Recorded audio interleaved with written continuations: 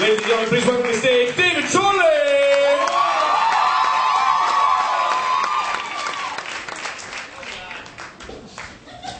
I'm filming in the back. Please don't forget about me.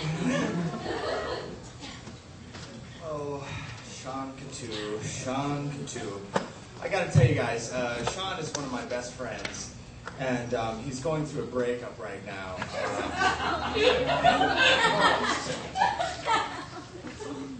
Haha, you're going through a breakup.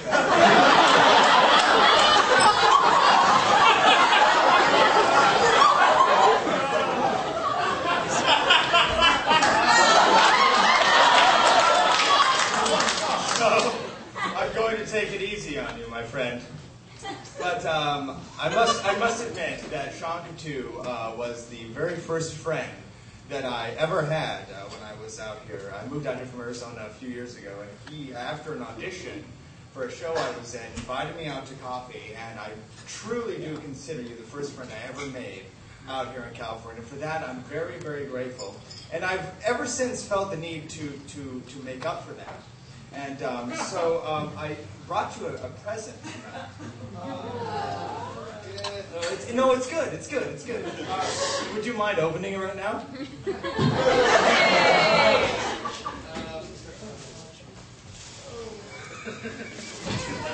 not a dildo can. It's not a beer. It's a shirt. It's a shirt. It says 40% on it. Now, please just wear it right now, and I'll explain later what that means.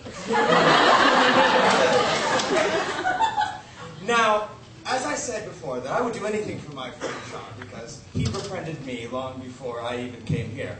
I even felt the need to bring him here to the Maverick Theater. And yes, it was me who introduced him here.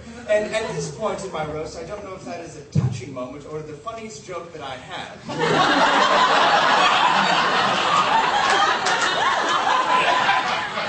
In any event, I'm truly very sorry. But I truly, truly love this guy. And I just don't understand how the theater is still standing at this point. For everything that Sean touches, except for his theatrical performances, turns to absolute total shit. He's like the Midas touch, only instead of Midas, it's hemorrhoids. And instead of touch, it's hemorrhoids. Let me further illustrate the example by telling a story. It's so great to not have to actually write jokes for a roast, and just tell a story. Back a few years ago, you may find this hard to believe, but Sean was out of a job. If you can find instability laughable in his life, then truly, truly it was a couple years ago. And I felt the need to suggest to my boss at the place that I work that Sean might be a good employee. And so, Sean Coutu got hired in the very small company that I work for.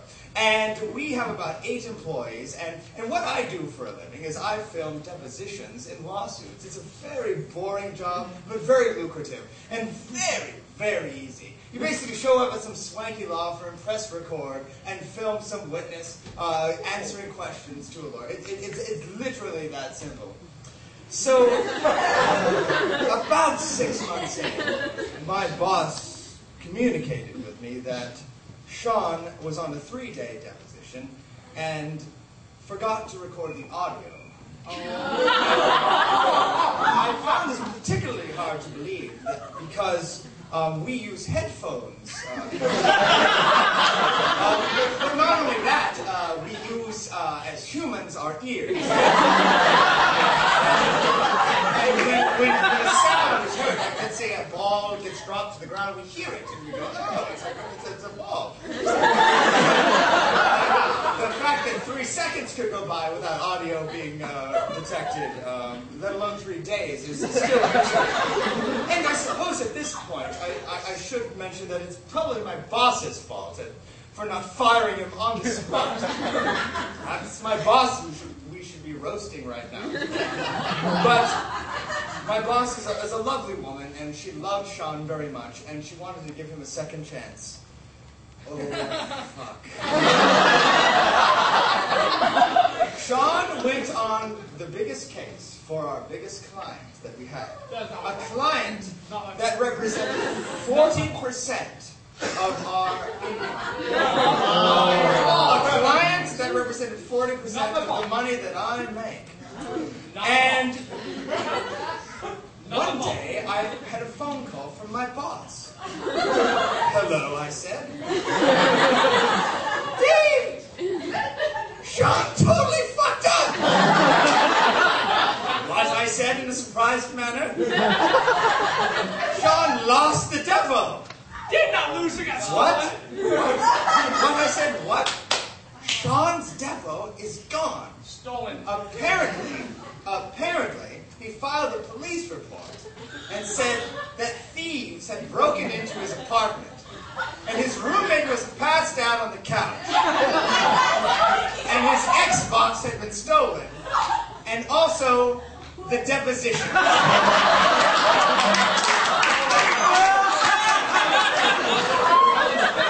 I said, that is bizarre. Clearly, three things must have occurred. One, the thieves entered the apartment and brutally raped his roommate. While they were raping the roommate, they noticed the Xbox and said, we must have that.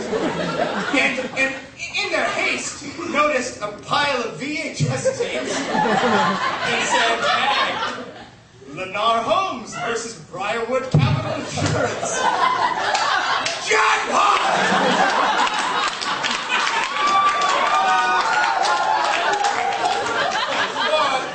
The second scenario, his roommate sold the VHS tapes for drugs and passed out on the couch after smoking the Xbox.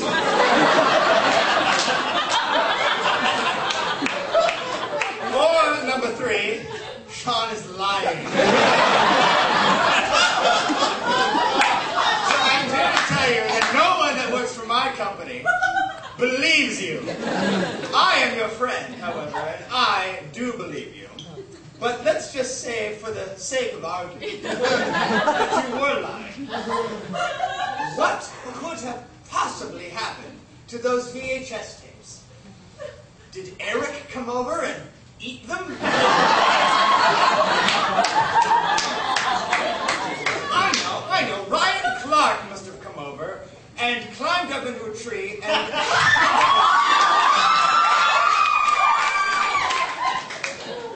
Ryan Keel could have come over and taped over them with SpongeBob SquarePants. I mean, to that effect, Jamie Shield could have done the same thing for his girlfriend. Machida could have come and mistaken it for lesbian porn. Donish could have tried to smoke it. Cassandra Cade might have come over and stole it just to make you look bad.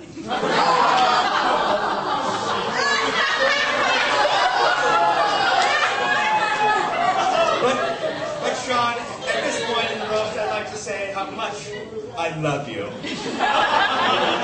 how much I really do admire you as a person, and how much I admire your extreme ability to act on stage, and your amazing performance ability. And I've had the pleasure of performing with this man in 9 plays, and I must tell you that he's very, very gifted. And I hope that this roast gives you a big kick in the butt. So with that, I got you a Valentine's Day card because single guys have to stick together. If you would allow me to read it for you, my friend. Oh, please do. To my buddy Sean Coutu. How come Matthew Perry always acts just like you? You've been a good sport. Let's give him a hand.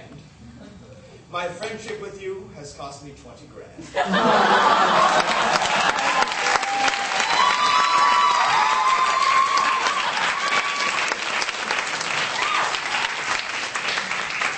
In his defense, there was likely nothing else in Sean's apartment.